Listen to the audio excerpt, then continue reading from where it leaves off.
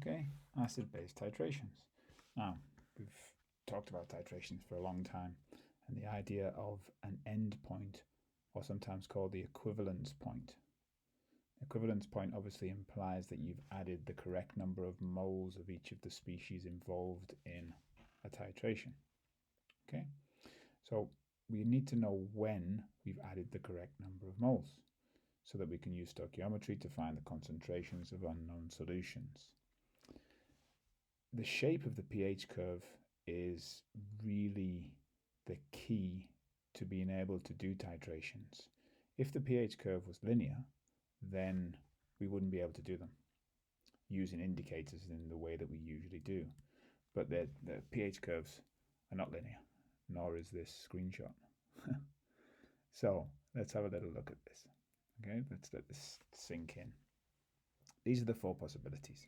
You essentially have strong acid, strong base, strong acid, weak acid, strong base, and weak acid, weak base. If we start with a strong base, a strong alkali, so its pH is up here near 14, and we start adding acid to it, then the graph follows this course. Okay, its pH varies little at first, and then we get to a point right just at the end point, the equivalence point, and it shoots down the pH down to about 2, 1.5, and then levels off below 1. Okay, now it's this vertical section of the graph that's going to be really useful to us. Now, if we start off with a weak base, then obviously the pH is not much above 7. It comes across slowly, and then there's a shorter vertical section in the range between pH 7 and about pH 1 again. You see? If we start with a strong base up here, but we're adding a weak acid to it, then we get the vertical section above 7. With a weak acid and a weak base, the variation is much more gradual. And in this case, I'll tell you now to avoid the suspense, you can't actually do a titration, a conventional titration, because you can't see the end point, and you'll see why soon. So, something to note before we start talking about the variation of pH more is that neutralization is not really about the strength of the acid. It depends on the ratios in the equation for the reaction. So, for example, 1 mole of sodium hydroxide can be neutralized by 1 mole of hydrochloric acid, great, but 1 mole of sodium hydroxide can also be neutralized by 1 mole of ethanoic acid. The graph will have a different shape, but the same number of moles, and hence the same volume of ethanoic acid and hydrochloric acid, if they've got the same concentration, would need to be added.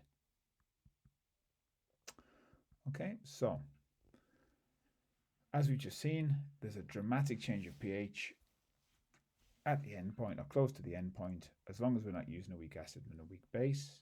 Okay, if we've got a weak acid or base, the change around the end point is more gradual, and this is because a buffer solution is formed. Our buffer solution, we're just going to introduce the idea of a buffer solution. We come back to it in much more detail. When you've got a weak acid and its salt present in a solution, or a weak base and its salt present in a solution, then we form a buffer solution. An example, you can write your own examples down, but a weak acid, ethanoic acid, so a salt of ethanoic acid would be sodium ethanoate. A weak base could be ammonia, and a salt of that base could be ammonium chloride. Okay, so you can make a note of them. We're going to talk about buffer solutions in more detail. There's the definition. A buffer solution is a solution that resists changes of pH if contaminated with small amounts of acid or alkali.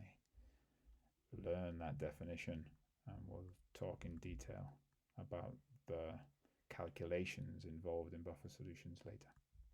That's the basic idea. So, the pH at the end point isn't always 7, strangely enough. So the equivalence point is when we've added the right number of moles of each of the substances involved. So here we've got a 1-to-1 mole ratio, and we form sodium ethanoate and water. But the following reaction is possible. We have sodium ethanoate, so we have ethanoate ions in solution, and these ethanoate ions can react with water molecules to form the ethanoic acid molecule. Only a few of them react, not very many.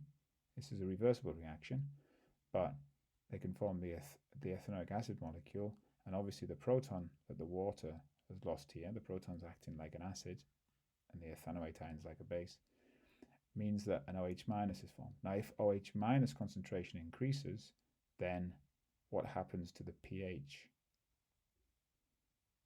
Well, the pH will go up, won't it? So the pH here, the approximate pH, would be around 8, just above 7. So even though we've reached the end point, the equivalence point, the pH is just above 7.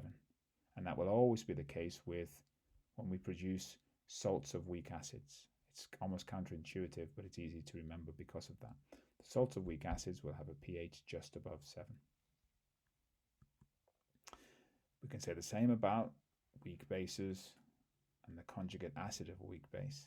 So here, obviously, hydrochloric acid with ammonia is going to form ammonium chloride solution. Okay, that ammonium ion that's being formed can react with water molecules. It can act as an acid, and it can protonate the water molecules. So what happens to the concentration of hydrogen ions here, or oxonium ions? The concentration of the oxonium ions increases. So at the end point here, even though we've added the same number of moles and we've neutralized each of these compounds, the end point is not 7.